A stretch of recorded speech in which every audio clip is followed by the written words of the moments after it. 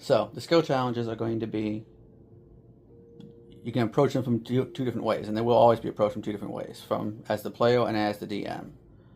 As the player, your goal is to pass the DC with whichever skill you choose. Typically that means choosing a skill that you're proficient in, that you have higher numbers in, that you may have items or spells that can help with.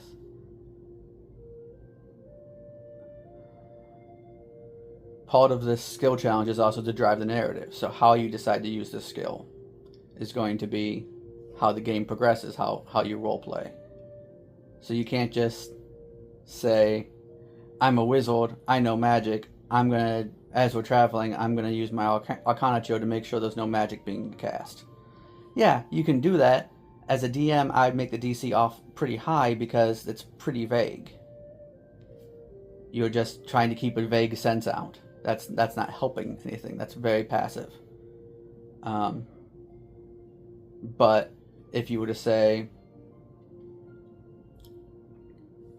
I'm a wizard, Arcana is my high skill, whilst we're traveling, I'm going to be aware of any see invisibilities that I may be able to cast. Because, traveling time, it's long. It's not a single moment in time. You're traveling for, 8 hours a day.